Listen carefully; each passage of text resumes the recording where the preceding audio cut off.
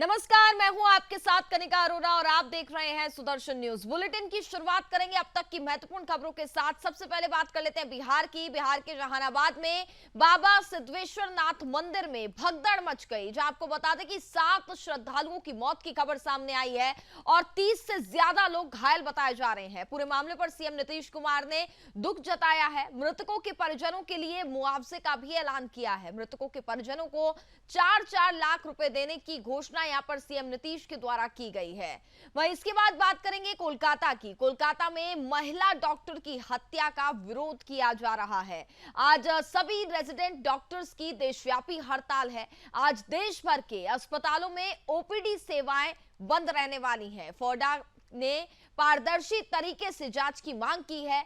RG पर college के principal ने इस्तीफा भी दे दिया है। तो जिस तरीके से ये पूरा मामला पश्चिम बंगाल से सामने आया, उसके बाद से ही लगातार अब विरोध प्रदर्शन जारी है। तो कोलकाता में जिस तरीके से ये घटना हुई, उसके बाद से ही देश भर में रोष देखने को मिल रहा है। इसके बाद बात करेंगे राजनाथ सिंह के आवास पर बीजेपी आरएसएस नेताओं की बैठक होनी है, जहां करीब 5 घंटे तक चली ये बैठक में बीजेपी आरएसएस नेताओं की बैठक हुई है। पार्टी के राष्ट्रीय कार्यकारी अध्यक्ष को लेकर के मंथन हुआ है। जेपी नड्डा अभी बीजेपी अध्यक्ष बने रह सकते हैं। कार्यकारी अध्यक्ष के लिए केंद्रीय मंत्रियों के नाम पर भी चर्चा संभव जताई जा रही है। इसके बाद बात करेंगे बांग्लादेशी घुसपैठ को लेकर के उड़ीसा में एक्शन हुआ है। कानून मंत्री पृथ्वीराज हरिचंदन ने प्रतिक्रिया दी है। बिना दस्तावेज के रहने वालों की पहचान होगी। घर घर जाकर सर्वेक्षण करने पर स्पष्ट संख्या होगी। 21 साल पहले राज्य में बांग्लादेशियों पर सर्वे हुआ है। तो इन खबरों पर हम विस्तार से चर्चा करेंगे। हमारे साथ हमारे तमाम ब्यूरो चीफ और रिपोर्टर्स जुड़ेंगे, जो इन खबरों पर हमें विस्तार से जानकारी देंगे। सबसे पहले बात कर लेते हैं कोलकाता की। कोलकाता में महिला डॉक्टर की हत्या का विरोध लगातार जारी है। हमारे साथ ज्यादा बातचीत करेंगी न्यूज रूम से मेरी संवाददाता संगीता झा इस वक्त मेरे साथ जुड़ चुकी हैं। संगीता, पश्चिम बंगाल की अगर हम बात करें तो लगातार महिलाओं के साथ किस तरीके से उत्पीड़न होता हुआ आया है, ये तस्वीरें हम लगातार दिखाते हैं और ये घटनाएं पश्चिम बंगाल में काफी तेजी से बढ़ती हुई दिखाई दे रही हैं। और अब जो ये मामला सामने आया, डॉक्टर के साथ रेप किया, बेरहमी से पहले तो उसका रेप किया जाता है, फिर उसके साथ बेरहमी से उसकी हत्या कर दी जाती है। इसके बाद से ही अब सिर्फ पश्चिम बंगाल में ही नहीं, देश भर में विरोध देखने को मिल रहा है। क्या जानकारी? जी कनिका, मैं आपको बता दूं कि इस मामले में देखिए जगह जगह विरोध प्रदर्शन हो रहे हैं और लगभग देखिए 3 लाख रेजिडेंट डॉक्टर जो कि अनिश्चितकालीन धरने पर आज चले गए हैं। और देखिए उनका साफ सीधा संदेश है, साफ सीधा कह रहे हैं कि जो जितने भी आरोपी हैं, हर आरोपी को, एक आरोपी को पकड़ा जाए और उन्हें जो है उन्हें गिरफ्तार किया जाए और ज़रूरी जो कार्रवाई है वो जितनी जल्दी हो सके कार्रवाई की जाए, नहीं तो आगे और ज़्यादा जो है आंदोलन बढ़ेगा। और जगह जगह जो सेवाएँ हैं, जो डॉक्टर से जो जैसे कि जो भी इमरजेंसी सेवाएं हैं, उन सेवाओं पर भी असर पड़ेगा और जगह जगह प्रदर्शन और ज़्यादा बढ़ेगा, इस तरह का ही कहना है। और साथ ही देखिए इस मामले पर हम राजनीति भी देख रहे हैं, किस तरह से लगातार देखिए राजनीति हो रही है। बंगाल में जो है बंगाल बीजेपी लगातार जो है टीएमसी को घेर रही है और जो है बीजेपी कह रही है कि कहीं ना कहीं जो वर्तमान सरकार है, वर्तमान सरकार इन मामलों को बढ़ावा दे रही है और छिपाने की कोशिश कर रही है।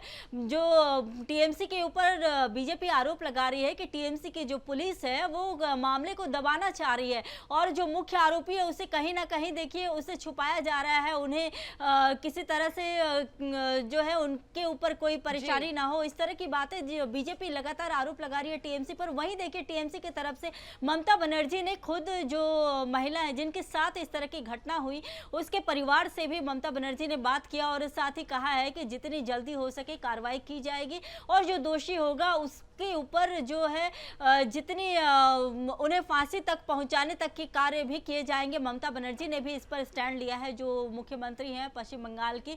लेकिन वहीं देखिए जो लगातार जो है जो डॉक्टरों का हम देख रहे हैं लगातार प्रदर्शन हो रहा है। सिर्फ डॉक्टर्स नहीं, यहाँ तक कि मेडिकल के जो स्टूडेंट हैं वो भी जगह जगह प्रदर्शन कर रहे हैं। पश्चिम बंगाल में मेडिकल्स के जो स्टूडेंट हैं वो लगातार शनिवार से ही प्रदर्शन कर रहे हैं। और देखिए इसी बीच जो खबर आ रही है कि जो कोलकाता मेडिकल कॉलेज के जो प्रिंसिपल हैं संदीप घोष जिनका नाम है, उन्होंने इस्तीफा दे दिया है इसी बीच जो अपडेट आ रही है।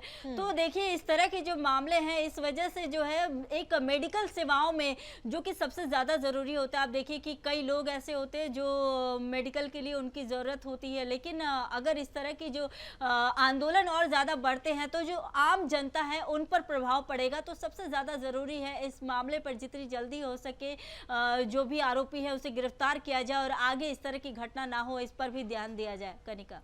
बिल्कुल संगीता, अभी तक पूरे मामले में अगर हम कार्रवाई की बात करें तो पश्चिम बंगाल सरकार की ओर से क्या कार्रवाई की गई है? क्योंकि जो तस्वीरें सामने आ रही हैं, प्रदर्शन की तस्वीरें हम देख पा रहे हैं, इसके चलते आम जनता को अब इसका शिकार होना पड़ता है। आम जनता इस बीच पिसती है क्योंकि जिस तरीके से रेजिडेंट डॉक्टर्स की जो ये देशव्यापी हड़ताल है, इसके चलते मेडिकल सर्विसेज पे खास तौर पर असर देखने को मिलने वाला है। जी बिल्कुल, देखिए इस पर कार्रवाई की अगर बात करें तो सिर्फ एक व्यक्ति को गिरफ्तार किया गया है, जो कि कहा जा रहा है कि संजय जिसका नाम है, जिसे गिरफ्तार किया गया और कहा जा रहा है कि वही मुख्य आरोपी है। लेकिन फिलहाल अभी इस पर पूरी तरह से स्पष्ट कुछ भी नहीं हो पाया है। कहा जा रहा है कि जो व्यक्ति आरोपी था वो पहले घर जाता है, घर जाकर वो कपड़े बदलता है ताकि किसी तरह की कोई भी उसके ऊपर किसी प्रकार की कोई परेशानी ना हो, इसलिए पहले वो सबूतों को मिटाने की कोशिश करता है, जिससे कि फिलहाल पुलिस ने गिरफ्तार कर लिया है। लेकिन देखिए पुलिस जो है, पुलिस माफ कीजिएगा, जो डॉक्टर्स है उनका कहना है कि और भी आरोपी इसमें जुड़े हुए हैं, जो और आरोपी है उन्हें गिरफ्तार किया जाए। और साथ ही अभी देखिए पोस्टमार्टम रिपोर्ट पूरी तरह से नहीं आई है, जहां एक और पुलिस कह रही है पोस्टमार्टम रिपोर्ट के मुताबिक पहले जो कहा गया था उसके मुताबिक यह कहा जा रहा है कि महिला की हत्या हुई है, रेप के बाद हत्या हुई है। लेकिन जो डॉक्टर्स हैं जिन्होंने देखा हुआ है या फिर जिनको इस मामले को लेकर लग रहा है कि उस महिला के साथ कई तरह के उत्पीड़न भी किए गए हैं, आप देखिए उसके आंखों से भी कहा जा रहा है कि उसकी आंखों से भी ब्लड निकल रहा था। काफी ऐसी चीजें हैं जो कि हम ऑन स्क्रीन नहीं कह सकते हैं, जो कि बहुत ज्यादा एक विभत्स तस्वीर है। और साथ ही देखिए जो महिला जो थी जिनके साथ इस तरह, जो पीड़ित थी जिनके साथ इस तरह की घटना हो जाती है, जो नहीं है अब, तो उनकी माँ का कहना है कि अब इस मामले पर उनकी माँ ने कहा कि मुझे फिलहाल अभी समझ ही नहीं आ रहा है हुआ क्या है, वो पूरी तरह से अभी परेशान है। उन्होंने बस यही कहा है कि मुझे अभी तक समझ में नहीं आ रहा है कि रेप के बाद हत्या हुई है या उसके साथ कुछ और भी हुआ है। जो मामले सामने आ रहे हैं, जहां उनके जूनियर्स का कहना है कि ये घटना होने के पहले वो जूनियर्स के साथ बैठकर खाना पीना भी खाती हैं, समय बिताती हैं, खाना वाना खाने के बाद जाती हैं, तो अचानक जो चीज़ें हुई हैं सभी से अभी फिलहाल पूछताछ की जा रही है। कई ऐसे जो है सीसीटीवी फुटेज भी खंगाले जा रहे हैं कि और कौन कौन इसमें जुड़ा हो सकता है।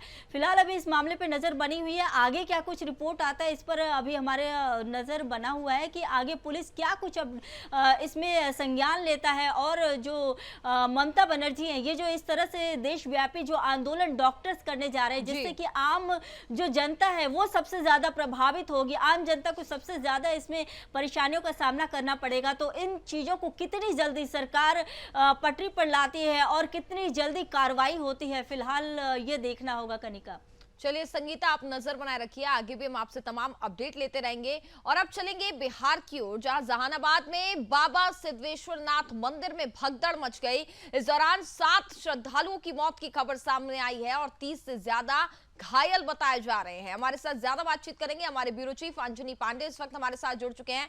अंजनी, सबसे पहले तो आपसे समझना चाहेंगे कि आखिरकार भगदड़ कैसे मच गई, क्या पूरा घटनाक्रम वहां पर घटा और अभी जो लोग घायल बताए जा रहे हैं इस वक्त उनकी क्या स्थिति बनी हुई है?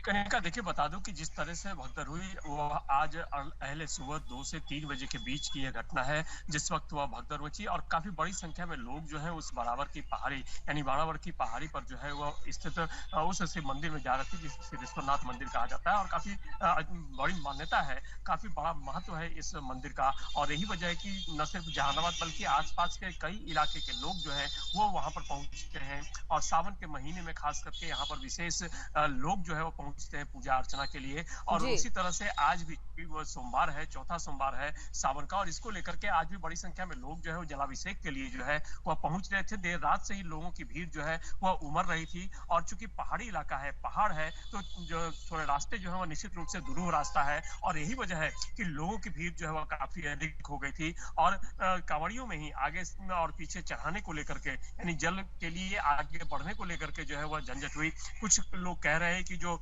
वहां पर बेच रहे थे सामान, जो पूजन जी। सामग्रियां बेची जाती हैं, के द्वारा कुछ बातचीत हुई, बहस हुई, और तब उसके बाद जो है भगदड़ मची, जिसके बाद वो रेलिंग टूटी और फिर लोग जो है वो एक दूसरे पर गिरते चले गए, भगदड़ मच जाती है। और इस घटना में जो है वह 7 लोगों की दर्दनाक मौत हो जाती है, और जबकि 3 दर्जन से ज्यादा लोग जो है वह इसमें घायल हैं, जिनका इलाज जो है वह चल रहा है। मुख्यमंत्री ने इन पूरी घटनाओं पर चिंता जाहिर की है, और मृतकों के परिजनों के लिए जो है वो शोक संवेदनाएं दी हैं, और साथ ही साथ जो मृतक हैं उनके परिजनों के लिए जो है वह मुआवजा राशि का भी ऐलान किया है। 4 लाख रुपया उन सभी मृतकों के परिजनों को जो है वह दिए जाएंगे, और साथ ही साथ 50,000 रुपया जो है वह उन घायलों को भी दिया जा रहा है जिनका इलाज चल रहा है। और जो हालांकि कुछ ऐसे भी घायल हैं जिनका इलाज चल रहा है, और उनकी स्थिति जो है वह काफी चिंताजनक बनी हुई है, हालत गंभीर है।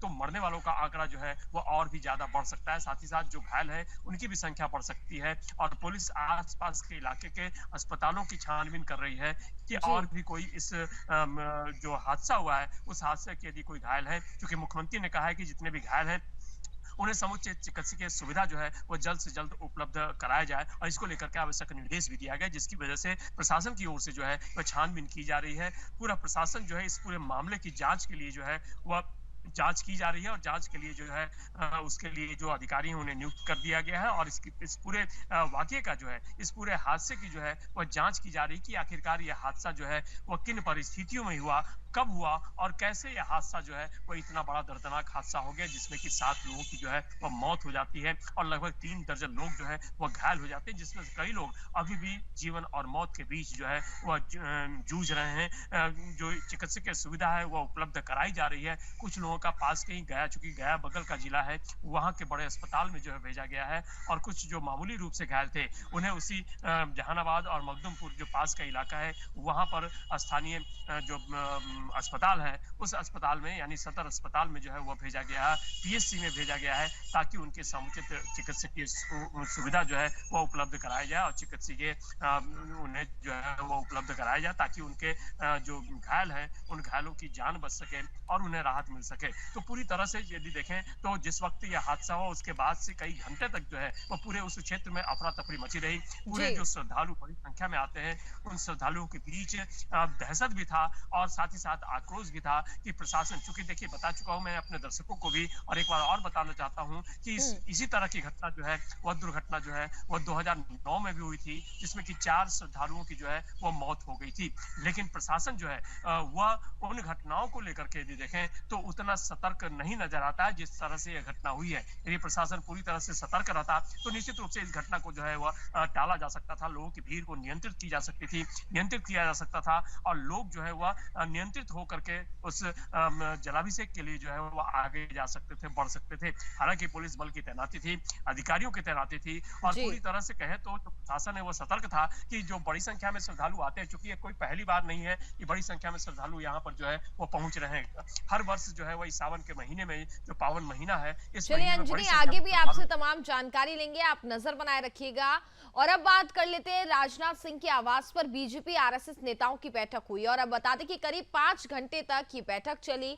पार्टी के राष्ट्रीय कार्यकारी अध्यक्ष को लेकर के इस बैठक में मंथन किया गया। जेपी नड्डा अभी भी अपने पद पर बने रह सकते हैं। कार्यकारी अध्यक्ष के लिए केंद्रीय मंत्रियों के नाम पर चर्चा हुई है। हमारे साथ ज्यादा बातचीत करेंगे हमारे वरिष्ठ संवाददाता सौरभ तिवारी इस वक्त जुड़ चुके हैं। सौरभ, क्या जानकारी मिल पा रही है बीजेपी और आरएसएस नेताओं की 5 घंटे तक जो ये बैठक चली है, और इसमें बताया जा रहा है कि पार्टी के राष्ट्रीय कार्यकारी अध्यक्ष को लेकर के मंथन हुआ है। क्या जेपी नड्डा अपने पद पर बने रहेंगे?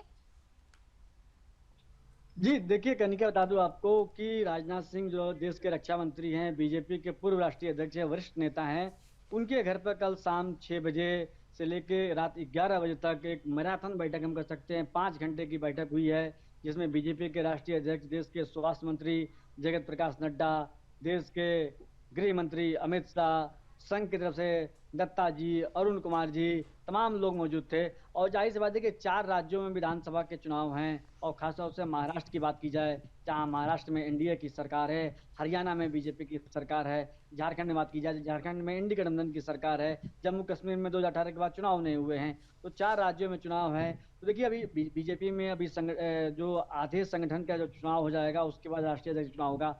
यानी अभी जेपी नड्डा का जो कार्यकाल है, हम कह सकते हैं कि दिसंबर तक बना रहेगा। अभी एक राष्ट्रीय कार्यकारी अध्यक्ष बनाया जाएगा, वो उसी कार्यकारी अध्यक्ष को राष्ट्रीय अध्यक्ष के रूप में प्रोन्नत किया जाएगा। तो जाहिर सी बात है, कई ऐसे नाम हैं जो निकल के सामने आ रहे हैं, लेकिन देखिए अभी बीजेपी है और प्रधानमंत्री नरेंद्र मोदी हैं, ये चौंकाने वाले फैसला करते हैं, कब कौन सा नाम सामने आ जाए कहना मुश्किल होता है। तो लेकिन कई ऐसे नाम हैं, खासतौर से भूपेंद्र यादव की बात की जाए, धर्मेंद्र प्रधान की बात की जाए, तो 2 बड़े ऐसे नाम हैं जो केंद्रीय मंत्रियों की जिसकी चर्चा हो रही है। तो क्या इन्हीं नामों को कार्यकारी अध्यक्ष बनाया जाएगा? देखिए शिवराज सिंह चौहान का भी नाम बीच में निकल गया था। अब देखिए जाहिर सी बात है कि अब जो बैठक हुई है, यानी जो कल रविवार को बैठक हुई है, जी। संसद सत्र के खत्म होने के बाद बैठक हुई है, अब बीजेपी एक्टिव मोड पे आ गई है अपने कार्यकारी अध्यक्ष को चुनने के लिए। चलिए बिल्कुल आप नजर बनाए रखिएगा, आगे भी हम आपसे तमाम अपडेट लेते रहेंगे। खबरों में आगे बढ़ेंगे। बांग्लादेशी घुसपैठ को लेकर ओडिशा में एक्शन हुआ है। बता दें कि कानून मंत्री पृथ्वीराज हरिचंदन ने प्रतिक्रिया दी है और उन्होंने कहा कि बिना दस्तावेज के रहने वालों की पहचान होगी, घर घर जाकर सर्वेक्षण करने पर स्पष्ट होगी संख्या। 21 साल पहले राज्य में बांग्लादेशियों पर सर्वे हुआ था और अब एक बार फिर से सर्वे होने वाला है। हमारे साथ ज्यादा बातचीत करेंगे हमारे ब्यूरो चीफ अरुण मोहंती, इस वक्त हमारे साथ जुड़ चुके हैं। अरुण, अगर बात की जाए तो एक बड़ा फैसला यहां पर उड़ीसा के कानून मंत्री की ओर से लिया गया है और जो ये प्रतिक्रिया उनकी ओर से दी गई है कि बिना दस्तावेज के रहने वालों की अब पहचान होगी, क्या जानकारी मिल पा रही है? कब से ये प्रक्रिया अब शुरू होने वाली है वहां पर?